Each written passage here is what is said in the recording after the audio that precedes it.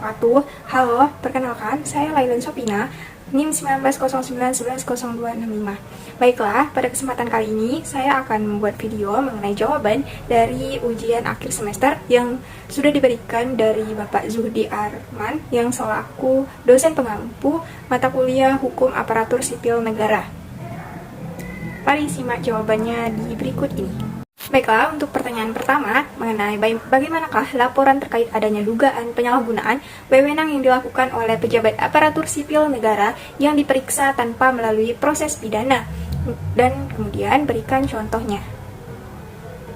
Badan atau pejabat pemerintahan yang merasa kepentingannya itu dirugikan oleh hasil pengawasan APIP dapat mengajukan permohonan ke Pengadilan Tata Usaha Negara untuk menilai ada atau tidaknya unsur penyalahgunaan wewenang dalam keputusan atau tindakan sebagaimana yang diatur dalam pasal 21 Undang-Undang Nomor 30 Tahun 2014. PT UN berwenang untuk menerima, memeriksa, dan memutus permohonan penilaian ada atau tidak ada penyalahgunaan wewenang dalam keputusan dan tindakan pejabat pemerintahan sebelum dilakukan proses pidana sebagaimana yang diatur dalam pasal 2 ayat 1 Peraturan Mahkamah Agung atau Perma nomor 4 tahun 2015 tentang pedoman beracara dalam penilaian unsur penyalahgunaan wewenang.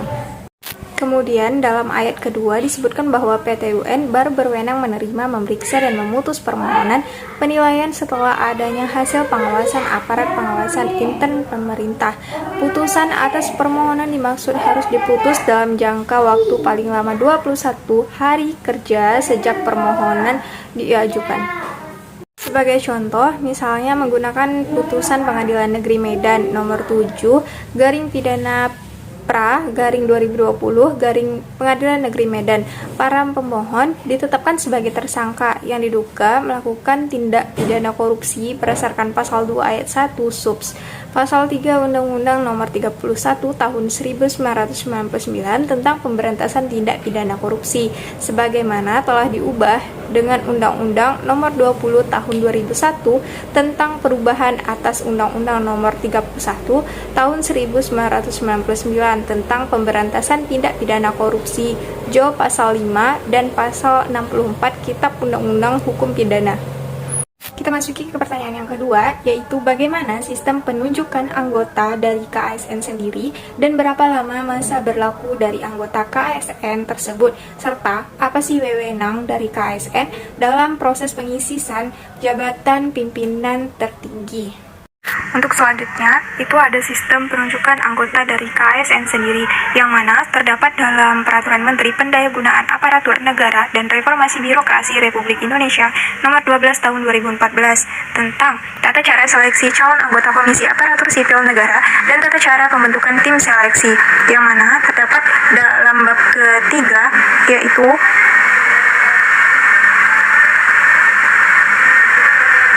dalam bab pertama, yaitu tentang tata cara seleksi calon anggota KASN.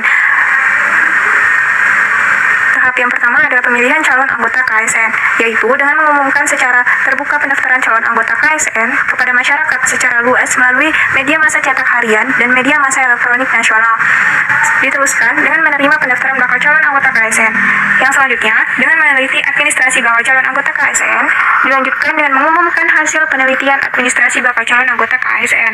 Yang selanjutnya, yaitu menilai pengetahuan dan kompetensi bidang manajemen sumber daya manusia aparatur. Yang keenam, yaitu dengan menilai integritas. Yang selanjutnya, dengan menilai rekam jejak calon melalui penelusuran dokumen dan uji publik dengan mengumumkan nama daftar bakal calon anggota KASN. Kemudian, memberikan penilaian akhir. Dan yang selanjutnya, dengan menetapkan dan menyampaikan 14 nama calon anggota KASN kepada Presiden melalui Menteri Pendayagunaan Aparatur Negara dan Reformasi Birokrasi. Dan pada tahap selanjutnya itu adalah tahapan kegiatan mengumumkan secara terbuka dan menerima pendaftaran sebagaimana dimaksud pada ayat 1 huruf A dan B dilakukan dalam jangka waktu paling singkat 14 hari.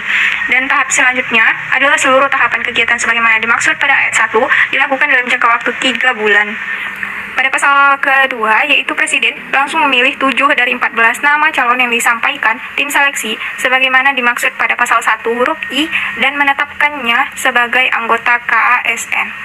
Untuk tata cara pembentukan tim seleksi itu terdapat pada bab kedua pada pasal pada pasal 3, 4, 5, 6, 7, dan 8.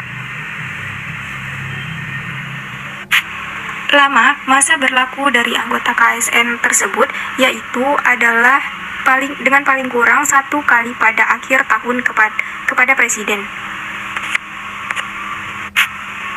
KSN sendiri berwenang yaitu pertama, mengawasi setiap tahapan proses pengisian jabatan pimpinan tinggi mulai dari pembentukan panitia seleksi instansi, pengumuman lowongan, pelaksanaan seleksi, pengusulan nama calon, penetapan dan pelantikan pejabat pimpinan tinggi. Yang kedua, yaitu mengawasi dan mengevaluasi penerapan asas, nilai dasar serta kode etik dan kode perilaku pegawai ASN. Yang ketiga, meminta informasi dari pegawai ASN dan masyarakat mengenai laporan pelanggaran norma dasar serta kode etik dan kode perilaku pegawai ASN.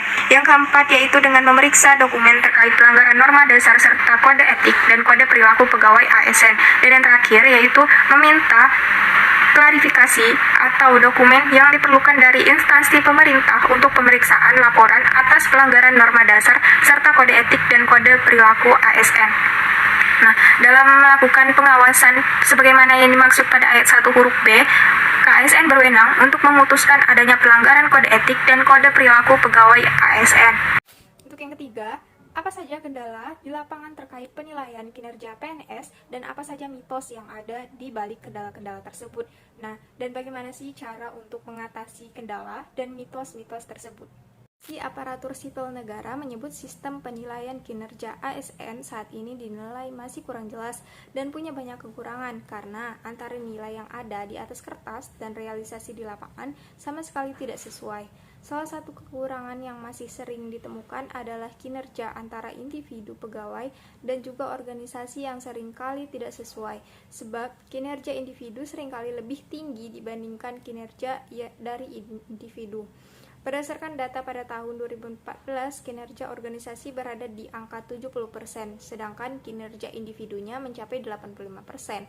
Kemudian, pada 2015, kinerja individu pegawai meningkat mencapai angka 95%. Ironisnya, penilaian kinerja dari organisasi itu secara keseluruhan hanya 75%. Untuk mengatasi permasalahan tersebut, maka persyaratan ilmiah atau persyaratan legal formal meliputi yang pertama, relevansi. Tugas-tugas yang dinilai dalam penilaian kinerja harus relevan sesuai dengan tugas-tugas yang harus dikerjakan oleh para pekerja. Yang kedua, dengan sensitivitas. Penilaian kinerja harus memiliki kepekaan dalam membedakan pekerjaan yang efektif dengan yang tidak efektif dalam melaksanakan tugas-tugasnya, baik secara individual maupun secara berkelompok. Yang ketiga, yaitu melalui reliabilitas. Yang keempat, pertanyaannya adalah bagaimana menurut saudara ataupun saudari terkait pejabat yang duduk di jabatan penting atau tinggi mengangkat keluarganya untuk duduk dalam jabatan pegawai negeri sipil. Apakah praktik ini sudah sesuai dengan konsep good governance? Jika tidak sesuai, bagaimana cara untuk mengatasinya? Terkait good governance sendiri, yaitu merupakan suatu penyelenggaraan manajemen pembangunan yang solid dan bertanggung jawab dan yang sejalan dengan prinsip demokrasi dan pasar yang efisien, penghindaran salah alokasi dana investasi, dan pencegahan korupsi baik secara politik maupun secara administratif, menjalankan disiplin anggaran serta penciptaan legal dan politikan framework bagi tumbuhnya aktivitas usaha. Good governance pada dasarnya adalah suatu konsep yang mengacu kepada proses pencapaian keputusan dan pelaksanaannya yang dapat dipertanggungjawabkan secara bersama sebagai suatu konsensus yang dicapai oleh pemerintah, warga negara, dan sektor swasta bagi penyelenggaraan pemerintahan dalam suatu negara. Good governance di Indonesia sendiri mulai benar-benar dirintis dan diterapkan sejak meletusnya era reformasi, yang dimana pada era tersebut telah terjadi perombakan sistem pemerintahan yang menuntut proses demokrasi yang bersih, sehingga good governance merupakan salah satu alat reformasi yang sangatlah mutlak diterapkan dalam pemerintahan baru. Akan tetapi, jika dilihat dari perkembangan reformasi yang sudah berjalan selama 15 tahun ini, penerapan good governance di Indonesia sendiri belum dapat dikatakan berhasil sepenuhnya sesuai dengan cita-cita reformasi sebelumnya. Pada persoalan ini, tentu saja konsep good governance tidak sesuai. Ditambah lagi dengan banyaknya kasus pejabat yang duduk pada jabatan penting atau tinggi, yang tadi mengangkat anggota keluarganya untuk duduk dalam jabatan PNS, maka tidak menutup kemungkinan akan adanya banyak ditemukan kecurangan dan kebocoran dalam pengelolaan anggaran serta akuntansi yang merupakan dua produk utama good governance tersebut. Nah, solusi yang tepat untuk mengatasi hal tersebut yaitu adalah dengan dilakukannya pemerintah saat ini melakukan reformasi dunia birokrasi, serta kesungguhan dari pemerintah sendiri untuk mau terus memperbaiki dirinya dalam melaksanakan birokrasi pemerintahan yang lebih baik lagi. Birokrasi itu sendiri dalam pengertiannya yaitu menurut Max Weber yang pertama kali memperkenalkan istilah birokrasi, yaitu sebuah struktur organisasi yang memiliki ciri-ciri adanya struktur yang berjenjang, memiliki tata prosedur dalam melaksanakan tanggung jawab, dan adanya hubungan impersonal. Namun saat ini pelaksanaan birokrasi belumlah seperti apa yang dibayangkan oleh kita semua, serta sesuai dengan pengertian yang sebenarnya. Dalam gambaran masyarakat saat ini, birokrasi di Indonesia identik dengan ketidakefisienan, pemborosan, kemalasan, serta pelayanan publik yang lamban. Jadi solusi tepat agar terwujudnya good governance yang baik adalah dengan melakukan reformasi birokrasi. Birokrasi itu adalah sebuah jalan panjang yang harus kita benahi dan perbaiki agar setiap orang yang melintasinya betul-betul merasakan kenyamanan dari perjalanan tersebut, sehingga saat mereka telah sampai di tujuan dan maksudnya, maka akan terlontarlah pujian bahwa perjalanan mereka sangat menyenangkan, dan tanpa kita sadari telah tercipta good governance, suatu bentuk tata kepemerintahan yang baik, pemerintah yang diidamkan oleh semua elemen masyarakat dan bangsa. Ke pertanyaan yang terakhir, yaitu apa saja indikator disiplin kerja dan bagaimana penjatuhan hukuman disiplin aparatur sipil negara. Yang pertama, melalui ketetapan waktu, dan kedua, ketaatan terhadap peraturan perusahaan. Yang ketiga, tanggung jawab dalam mengerjakan tugas. Keputusan hukuman disiplin disampaikan secara tertutup paling lambat 14 hari kerja sejak keputusan ditetapkan. Dalam hal PNS yang dijatuhi hukuman disiplin tidak hadir pada saat penyampaian keputusan, maka keputusan hukuman disiplin dikirim kepada yang bersangkutan. Mungkin hanya itu pemaparan beserta jawaban dari pertanyaan-pertanyaan ujian akhir semester yang diberikan oleh Bapak Zukdi. Jika terdapat kesalahan dari pemaparan video tersebut, saya mohon maaf. Terima kasih. Saya akhiri dengan wabillahi taufiq wal hidayah. Wassalamualaikum warahmatullahi wabarakatuh.